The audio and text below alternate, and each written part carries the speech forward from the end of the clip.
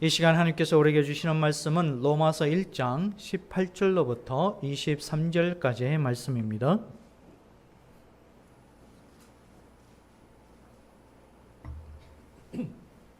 로마서 1장 18절로부터 23절까지 말씀 한 절씩 나눠서 받겠습니다. 하나님의 진노가 불의로 진리를 막는 사람들의 모든 경건하지 않음과 불의에 대하여 하늘로부터 나타나나니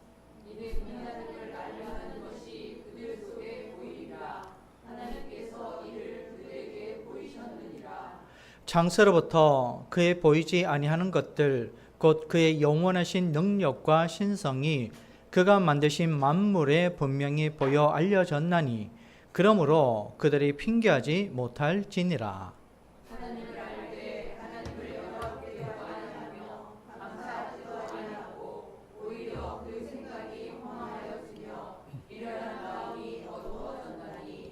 스스로 지혜 있다 하나 어리석게 되어 썩어지지 아니하는 하나님의 영광을 썩어질 사람과 새와 짐승과 기어다니는 동물 모양의 우상으로 바꾸었느니라. 아멘. 예, 하나님의 은혜가 여러분과 함께 하시길 바랍니다. 잠깐 기도하겠습니다. 하나님 아버지 감사합니다. 오늘 우리에게 주신 이 말씀을 붙잡고 하나님 복음에 대해서 더 깊이 들어가고자 합니다. 하나님 우리의 모습을 바라보게 하여 주시고 왜 복음이 필요한지 절실히 깨달을 수 있도록 인도하여 주옵소서. 성령님께서 함께해 주시길 원하고 예수님의 이름으로 기도드립니다. 아멘. 예, 오늘 말씀을 가지고 타락의 본성, 불신과 우상숭배라는 제목으로 함께 나누고자 해요. 사도 바울은 이제 본격적으로 하나님의 복음에 대해서 설명을 하고자 합니다. 그런데 그 복음을 효과적으로 전달하기 위해서 그가 어떻게 이 과정들을 전개를 이루어가고 있는지 우리가 그것을 잘 살펴봐야 돼요.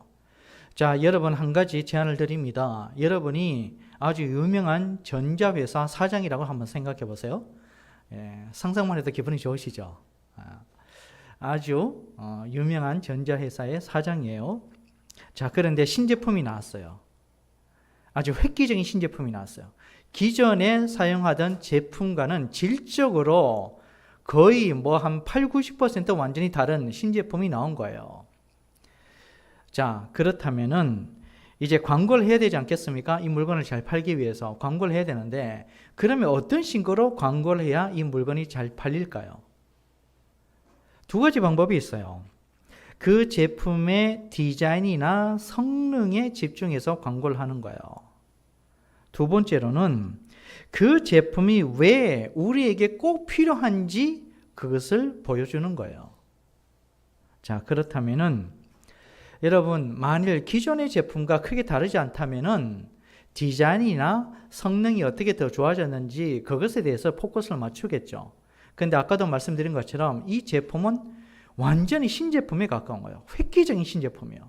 그러면은 어디에 초점을 맞출까요? 왜 이 제품을 사용해야 되는지, 왜 이게 우리에게 필요한 것인지 그것에 대해서 강조를 하겠죠. 그죠? 사도 바울이요, 지금 그 방법을 쓰는 거예요. 두 번째 방법을 쓰는 거예요. 왜 우리가 복음을 필요로 하는 것인지 그것을 언급하고 그 다음 이제 복음의 내용에 대해서 차근차근히 설명을 해주고 있다는 거예요. 자, 그러기 위해서 바울이 언급하는 것이 무엇이냐? 우리의 죄성이다라는 거예요. 죄성. 왜 이것을 먼저 언급하느냐? 왜 그렇겠습니까? 여러분, 죄가 있는 사람은 천국에 갈 수 있어요? 없어요? 못 가요. 아무리 잘났다 할지라도 죄가 있는 인간은 천국에 절대 들어갈 수 없어요. 천국에 가려면 반드시 죄의 문제를 해결해야만 되는 거예요. 근데 그 죄의 문제를 해결하기 위해서는 예수 그리스도, 그 복음을 우리가 받아들여야 되는데 그 복음을 받아들이려면은 자신의 죄성을 이게 직면해야 된다라는 거예요. 아, 내가 이렇게 형편없는 존재구나. 내가 이렇기 때문에 예수가 필요하구나 하는 것을 깨달아야 된다라는 거예요. 이걸 깨닫지 않는다면 예수 그리스도의 필요성을 느끼지 못해요. 복음을 아무리 들려줘도 지식적으로만 알 뿐이지 그 복음을 내 삶 속에 내 영혼으로 받아들이지를 못한다라는 거예요. 그래서 사도 바울이 복음을 이야기하기에 앞서서 먼저 인간의 죄성에 대해서 적나라하게 이야기를 합니다. 그 내용이 오늘 본문부터 시작해서 2장까지 이어져요. 그런 다음에 이제 복음에 대해서 차근차근히 설명을 합니다. 오늘 우리가 살펴볼 것은 사람의 타락한 본성이 어떻게 전개되고 있는가, 그것에 대해서 보게 될 텐데, 여러분 1장 말미까지요 총 3가지 내용이 나와요. 그 중에서 오늘 우리가 살펴볼 것은 첫 번째 내용입니다. 자, 그것을 이제 2가지로 한번 살펴보고자 해요. 자, 첫 번째로 타락한 사람은 하나님의 존재를 인정하지 않습니다. 뭐라고요? 타락한 사람은 하나님의 존재를 인정하지 않습니다. 자, 18절 19절 다시 받겠습니다. 하나님의 진노가 불의로 진리를 막는 사람들의 모든 경건하지 않음과 하늘로부터 나타나나니 이는 하나님을 알만한 것이 그들 속에 보임이라. 하나님께서 이를 그들에게 보이셨느니라. 아멘. 18절 말씀은요 굉장히 중요한 것을 우리에게 보여주고 있어요. 타락한 사람들, 우리가 보는 일반적인 자연인들은요 모두가 하나님의 진노의 대상이다라는 거예요. 그 사람이 얼마만큼 잘났는지 그건 상관없어요. 똑똑하든 바보든 가진 것이 많든 가진 것이 적든 법 없이 더 살 사람이든 아니면 법 없이는 도저히 통제가 안 되는 사람이든 상관이 없어요. 사람으로 태어났으면 무조건 하나님의 진노의 대상이다라는 거예요. 그리고 그 진노는 순식간에 하늘로부터 나타나게 된다라는 거예요. 이 진술을 보게 되면 많은 사람들이 억울해하죠. 내가 도대체 뭔 큰 죄를 지었길래 이렇게 이야기를 하시나? 내가 왜 하나님의 진노의 대상이야? 우리는 이 말씀을 통해서 하나님의 기준이 얼마나 엄격한 것인가 하는 것을 깨우칠 수 있어야 돼요. 근데 의외로 하나님의 기준은 단순해요. 성경이 우리에게 말씀하는 게 뭐예요? 하나님을 알아라. 그리고 그분을 경외하라. 그리고 그분의 말씀에 순종해라. 여러분 그거예요, 그거. 너무나 간단한 기준인데 의외로 이 기준 앞에 모든 사람들이요 입을 다물 수밖에 없어요. 그 이유가 뭔지 아세요? 살면서 하나님에 대해서 생각해 본 적이 아무도 없기 때문에 그래요. 누가 일부러 알려주지 않은 이상 하나님에 대해서 그 머릿속에 그 마음속에 하나님이라는 단어가요 없어요. 사람의 마음속에. 그 마음에 하나님이 없으니까 하나님이라는 분이 계시다는 것을 인정조차 하지 않는다라는 거예요. 하나님을 인정하지 않으니까 하나님의 말씀도 인정하지 않는 거죠. 내가 왜 그 말씀에 순종해야 돼? 이렇게 나오는 거예요. 오직 자기 유익을 따라서 자기 기준을 따라서 행동하게 된다라는 거죠. 성경은 사람이 이 모든 경향을 가리켜서 뭐라고 해요? 모든 경건하지 않음과 불의, 이렇게 이야기하고 있어요. 이것은요 하나님을 거역하는 모든 본성이다, 이런 말로 요약을 할 수가 있습니다. 그렇다고 해가지고 나중에 하나님의 심판대 앞에 서가지고 제게 하나님의 존재를 알려주신 분이 아무도 없어요, 이렇게 핑계를 댈 수가 없어요. 왜냐? 하나님께서 친히 하나님께서 창조하신 모든 만물을 통해서 하나님이 계시다라는 것을 보여주셨기 때문에 핑계할 수가 없다라는 거예요. 19절 말씀을 보게 되면은 하나님을 알만한 것이 그들 속에 보임이라. 하나님께서 이를 그들에게 보이셨느니라. 보임이라, 보이셨느니라. 이게요 헬라어 원문을 보면 더 강하게 표현되어 있어요. 명백하게 알려졌다, 계시되었다, 명확하게 드러났다, 이런 뜻이에요. 내 눈앞에 뻔히 이렇게 펼쳐져 있었다라는 거예요. 즉 하나님은 그분의 존재를 그들이 너무도 분명히 알 수 있도록 창조하신 모든 세계를 통해서 다 보여주신 거예요. 여러분 우리가 이제 철을 따라서 좀 자연 경관이 좋은 곳을 이렇게 찾아다니지 않습니까? 거기 가보면은 정말 멋진 자연 광경이 쫙 펼쳐져 있잖아요. 그럼 그것을 보고 어떻게 해요? 본능적으로 와, 멋있다. 경탄하게 되지 않습니까? 누가 이것을 창조하셨을까? 그랜드 캐년 가면은 저는 아직 가보지는 못했지만 많은 사람들이 그 펼쳐진 장광 앞에서요, 저절로 하나님의 존재를 인정하게 된다는 거예요.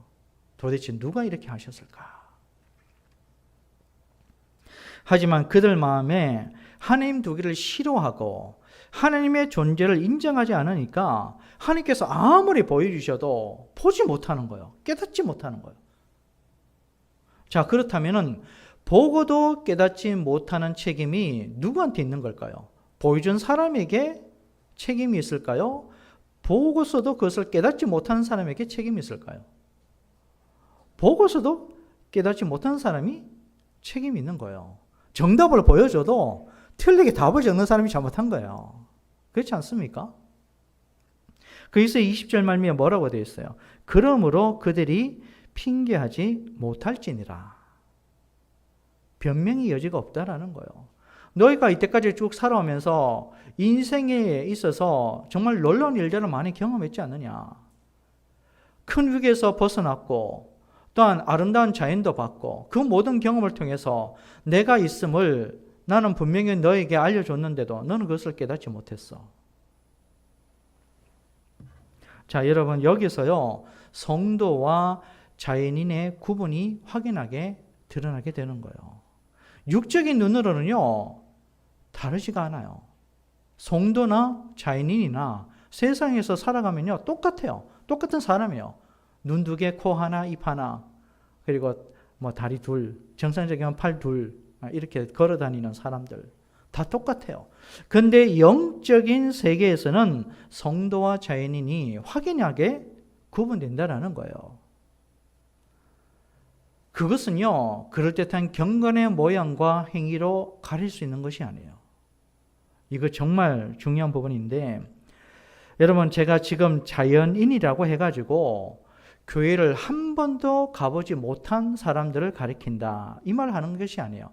물론 그런 사람들도 당연히 여기 포함되는 거고, 제가 말씀드리는 자연인은요 하나님을 알되 말씀대로 그 하나님을 받아들이지 않는 모든 사람들도 가리키는 거예요.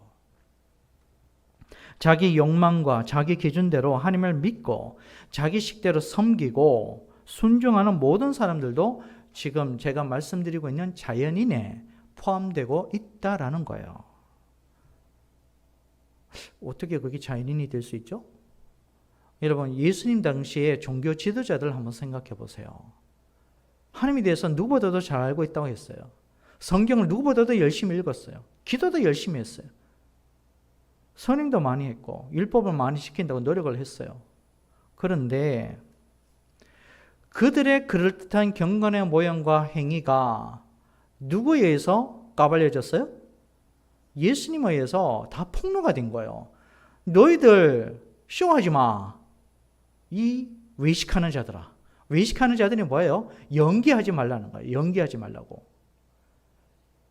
분장하고 마치 다른 사람인 것처럼 연기하지 말라라는 거예요.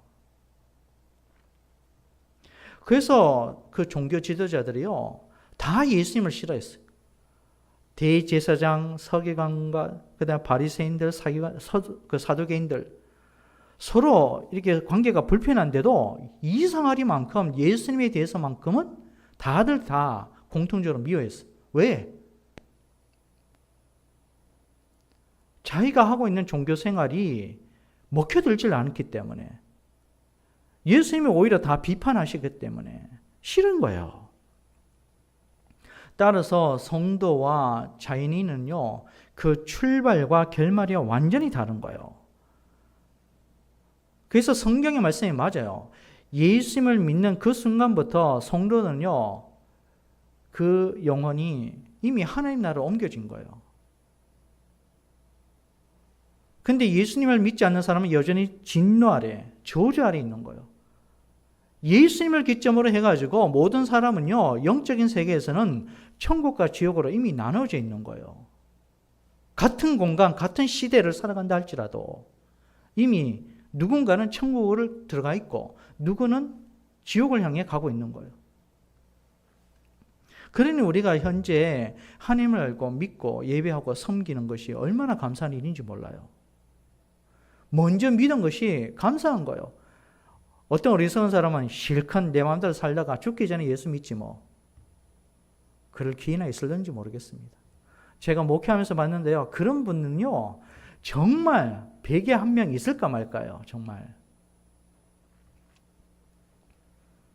근데 우리가 잊지 말아야 될 것이 있습니다. 우리도 한때는 자연인이었다라는 거예요. 누군가가 참된 복음을 전해 줌으로써 우리는 참되신 하나님을 알게 되었어요. 예수님에 대해서도 알게 되었어요. 십자가의 은총에 대해서도 분명히 알게 되었어요. 그래서 하나님의 자녀가 되었고 하나님의 자녀로서 살아갈 수가 있게 된 거예요. 자, 그렇다면은 우리는 어떻게 해야 되냐? 다른 사람들, 여전히 자인인의 상태에 있는 그 사람들을 불쌍한 마음으로 바라봐야 되는 거예요. 긍휼의 마음으로 대해야 된다는 거예요.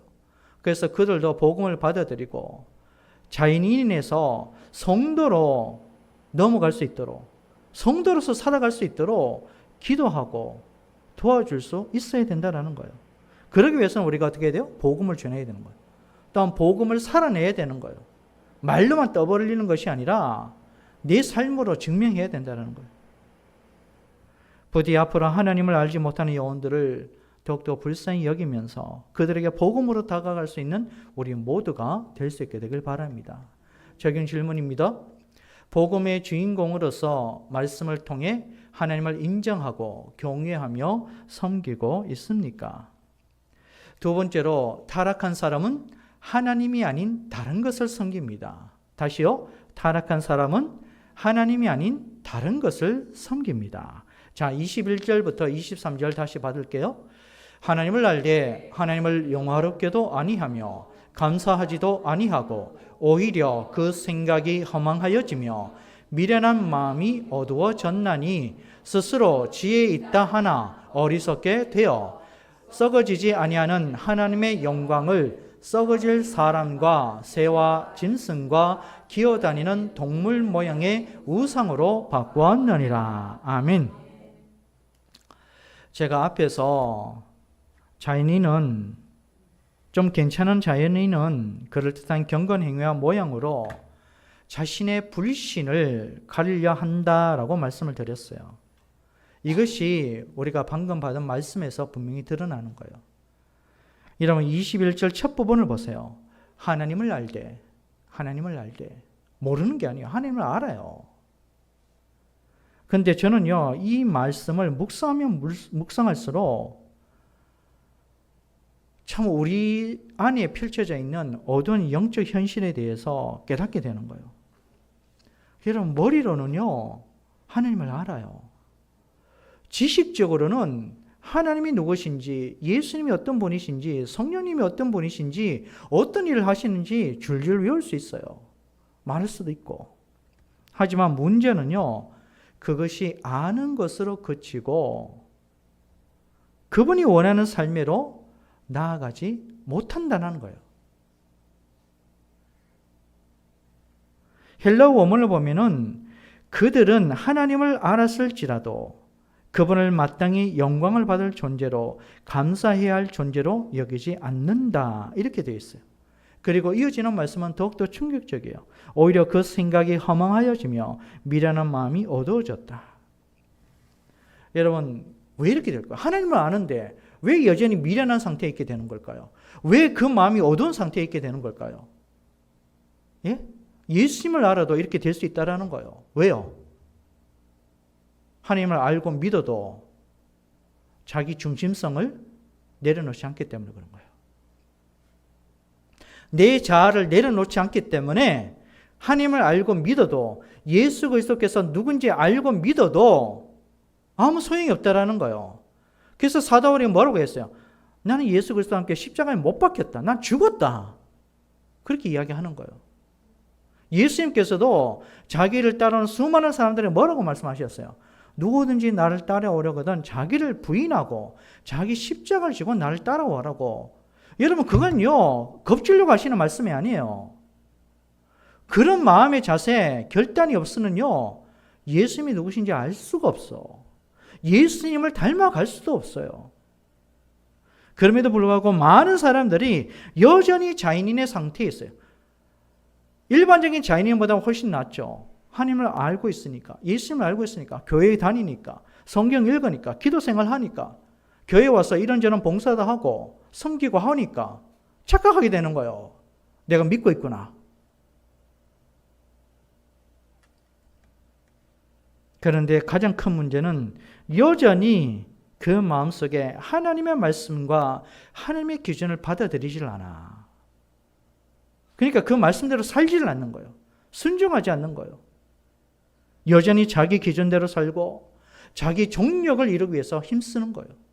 기도는 열심히 하는데 1시간, 2시간 엎드려서 기도하는데 하나님께서 기뻐하시는 생명을 위해서, 하나님 나라를 위해서, 하나님의 의를 이루기 위해서 기도하는 것이 아니라 자기 욕망을 이루어달라고 그것을 놓고 간절히 기도하는 거예요. 물론 필요하면 하나님께서 들어주셔요. 근데 그것이 계속 이루어지면요, 오히려 그 영혼에게는요, 안 좋은 일이 발생하게 되는 거예요. 광야에서 이스라엘 민족들이 정말 때를 써서 하나님 앞에 요구하면서 다 얻어내지 않습니까? 근데 그들의 영혼이 어떻게 됐어요? 안 좋아졌잖아요, 오히려. 그래서 시편의 말씀은 그들의 영혼이 파리해졌다. 그렇게 돼 있어요. 근데 참 문제는요, 이런 자기 중심성을 내려놓지 않으면서도 그럴듯하게 자기를 포장하니까 문제가 되는 거예요. 아까도 말씀드린 것처럼 그럴듯한 종교 행위로, 경건 행위로 자신이 믿는 자인 것처럼 행세하는 데서 문제가 발생하는 거예요. 그들은 하나님을 아는 지식을 남용합니다. 여러분, 남용하다가 무슨 뜻이에요? 함부로 쓴다는 거 아닙니까? 근데 이것은요, 다른 뜻도 돼요. 자기 마음대로 쓴다라는 거예요. 자기가 원하는 대로 쓴다라는 거예요. 함부로 쓰는 것도 문제지만 자기 마음대로, 자기가 원하는 대로 쓴다는 것도 문제가 되는 거예요. 여러분, 그 결과가 뭔지 아십니까?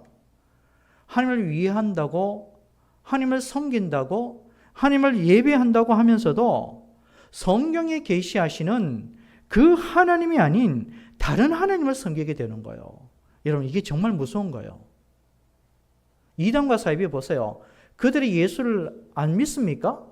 예수를 안 예배합니까? 하나님을 안 예배합니까? 우리가 똑같은 찬양을 부르고요, 똑같은 성경을 읽고요, 그렇게 해요. 그런데도 그들은 문제가 있어요. 왜 우리는 그들을 향해서 이단과 사이비라고 해요? 성경에 보여주시는 그 삼위일체 하나님을 그대로 받아들이지 않기 때문에 문제가 되는 거예요. 이상한 교주를 따라가면서 그 이상한 교주가 하나님이라고 믿고 있으니까 문제가 되는 거예요. 그래서 이런 사람들에게 나타나는 것들이 있으니 그게 뭐냐? 변태적인 종교행위다라는 거. 그 변태적인 종교행위가 뭐냐? 성경에서는 신학적인 용어로 우상숭배라고 하는 거예요. 이해가 되십니까? 그래서 22절, 23절이 그것을 우리에게 확인하게 보여주는 거예요. 다시 받겠습니다. 스스로 지혜 있다 하나 어리석게 되어 썩어지지 아니하는 하나님의 영광을 썩어질 사람과 새와 짐승과 기어다니는 동물 모양의 우상으로 바꾸었느니라. 아멘. 기어다니는 동물 모양, 딱 생각나는 게 뭘까요? 뱀이잖아요, 뱀. 여러분, 캄보디아 한번 가보시면요, 곳곳마다 뱀 우상들이 있어요. 그걸 신으로 섬겨요. 머리가 7개 달려있는.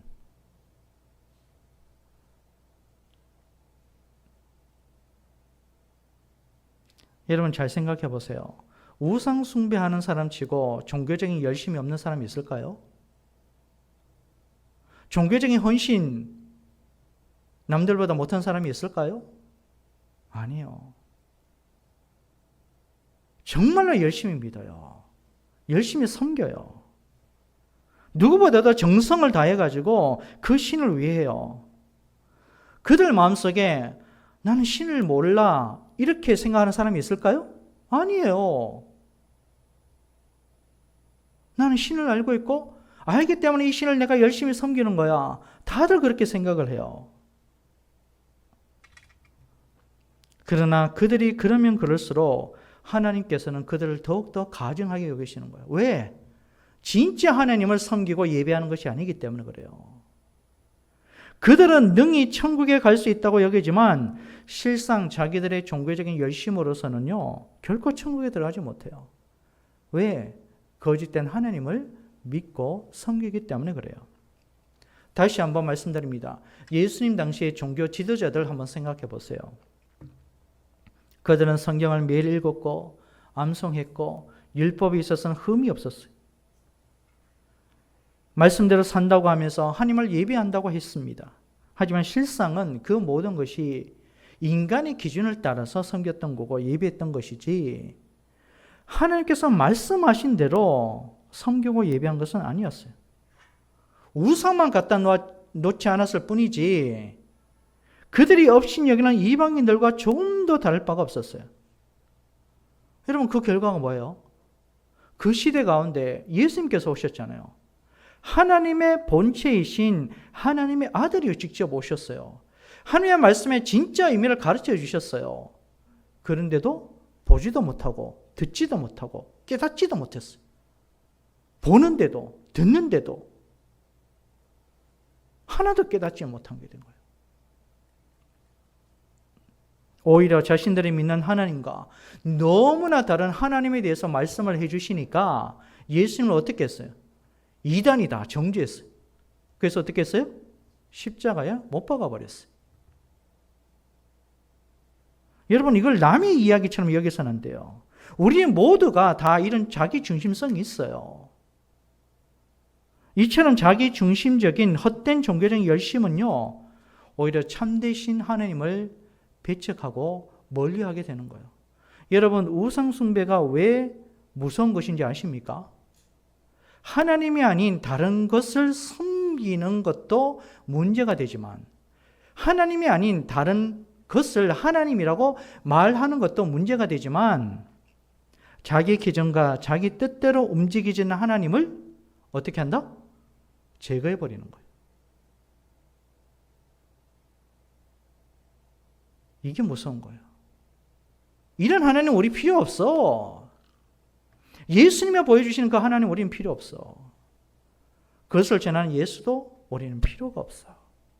그래서 십자가에 못 박아 죽여버리는 거예요. 그러므로 우리는 자신을 그럴듯한 종교적 행위로 자기 믿음을 나타내려고 하는 이런 유혹에 빠지지 않아야 돼요. 여러분 똑같은 것을 할지라도 우선순위를 바로 가셔야 돼요. 제가 늘 강조하는 겁니다. 그럴듯한 행위로 자기 믿음을 나타내려고 하지 마세요. 먼저 하나님 앞에서 자기 믿음을 올바르게 세우셔야 돼요. 그 믿음에서 비로소 올바른 행위가 나오는 거예요. 이거는 자연스럽게 나오는 거예요. 살아있으면 자연스럽게 먹고 마시고 움직이는 거 아닙니까? 똑같은 거예요. 내게 진짜 믿음이 있으면 그 믿음에 걸맞는 행위도 나타나게 되어 있는 거예요. 그런데 우리는 그것을 억지로 한단 말이에요. 억지로. 내 믿음을 나타내기 위해서 억지로 내 행위를 그럴듯하게 포장한다라는 거예요. 그래서는 안 된다는 거예요. 그러면요, 처음에는 순수한 마음으로 하다가도 자꾸 그 행위에 집착하게 돼요. 율법적인 생활을 하게 돼요. 그럼 결국에는 똑같은 바리새인의 길을 걸어가게 되는 거예요. 여러분, 성경이 우리에게 보여주시는 하나님의 기준은요, 너무나 명확해요. 성경에 계시된 하나님을 인정하라는 거예요. 네가 믿고 싶은 대로 그 하나님을 받아들이는 것이 아니라, 네가 섬기고 싶은 대로 하나님을 섬기는 것이 아니라 성경에 계시된 그 하나님부터 올바르게 보라고, 그 하나님을 진짜로 인정하고 믿음으로 수용하라고. 그런 다음에 그분의 모든 말씀이 어떻게 우리에게 다가오는지 그것을 자세히 살피고 겸손하게 받아들이라는 거예요.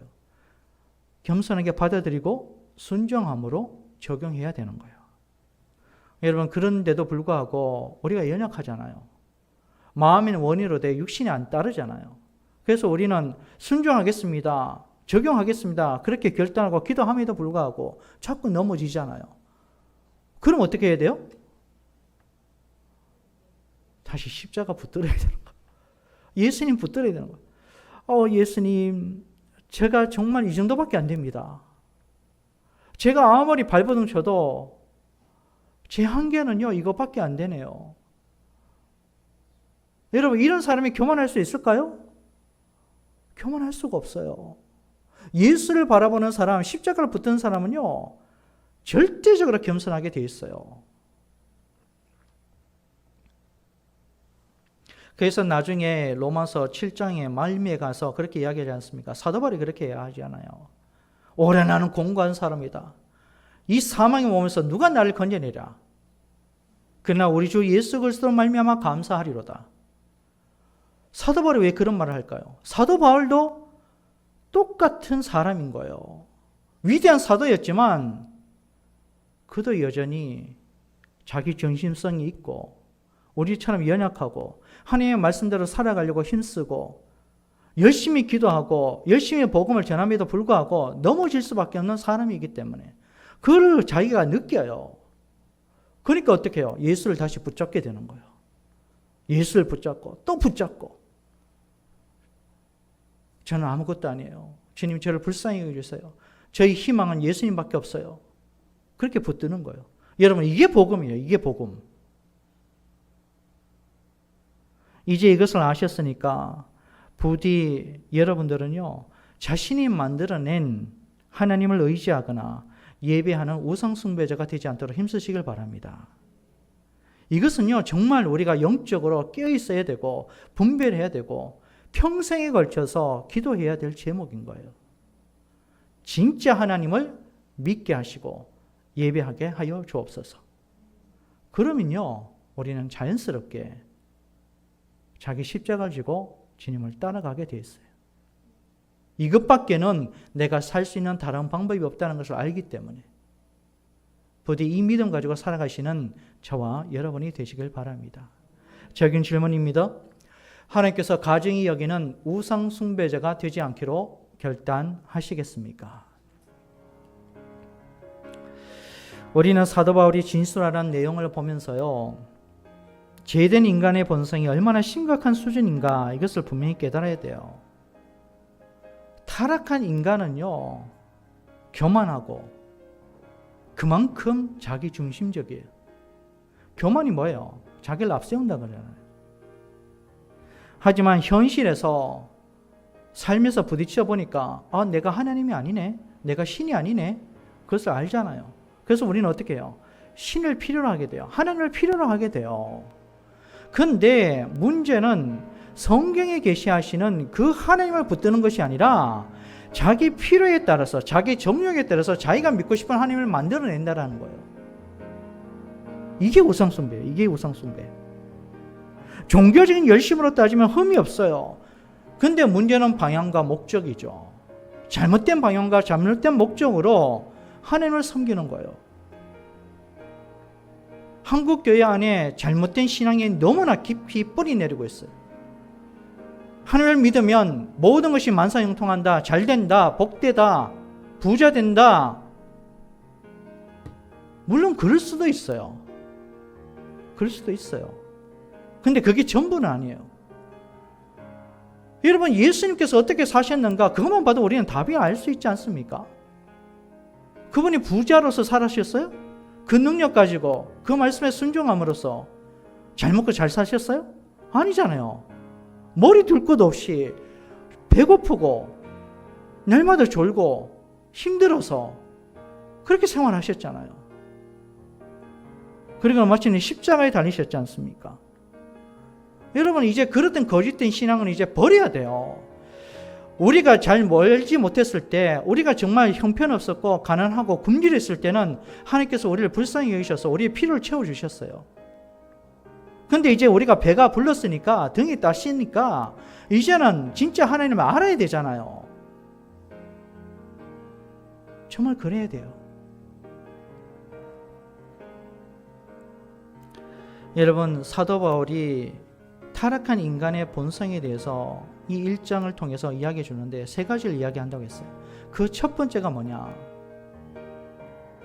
하나님을 인정하지 않는 것, 또는 하나님을 섬긴다고 하면서도 자기 마음대로 믿고 싶은 하나님을 만들어내는 것, 즉 우상숭배다라는 거예요. 여러분, 사도 바울이 이것을 제일 먼저 언급하는 이유가 있어요. 이게 먼저 받아들이지 않으면 다른 나머지 내용도 받아들여질 수가 없는 거예요. 하지만 우리는 주 예수 그리스도를 통해서 복음을 받아들였어요. 하나님이 어떤 분이신지 이제 우리는 잘 알아요. 예수님이 어떤 분이신가 하는 것도 우리는 이제 알아요. 그렇기 때문에 우리는 이런 잘못에 더 이상 빠져서는 안 돼요. 우리는 쉽게 성경을 읽으면서 서기관과 바리새인들을 욕하죠. 예수님 당시의 종교 지도자들을 비판하죠. 근데 우리도 얼마든지 그렇게 될 수 있어요. 그래서 항상 올바른 믿음을 먼저 세우려고 힘쓰시길 바랍니다. 기도할 때 그것을 먼저 기도하셔야 돼요. 하나님, 내 믿음이 올바르게 될 수 있게 해주십시오. 여러분, 믿음이 뭐라고 했어요? 내가 모든 것을 할 수 있다. 이게 아니라고 했죠. 오히려 반대로 해야 되는 거예요. 나는 아무것도 할 수 없어요. 저는 아무것도 아니에요. 그래서 저는 예수님이 필요해요. 예수님, 저 좀 도와주세요. 하나님을 찾고 하나님을 의지하는 게 믿음이에요. 여러분, 항상 이 믿음 가운데 거하시길 바랍니다. 거기서 모든 것을 시작하셔야 돼요. 내가 봉사하고 섬기고 예배하는 것도, 여러분, 자랑할 것이 아무것도 없어요. 내가 하나님을 붙잡아야 되는데 뭐 자랑할 것이 있어요? 내가 의지하고자 할 때 하나님께서 우리를 붙들어 주시오. 그러면 우리는 감사함으로 하나님께 나의 마음을 표시하면 되는 거예요. 부디 이 말씀을 여러분 늘 되새기시고 정말로 참된 하나님을 예배하는 참된 하나님의 백성들이 다 되실 수 있게 되길 바랍니다. 기도하겠습니다.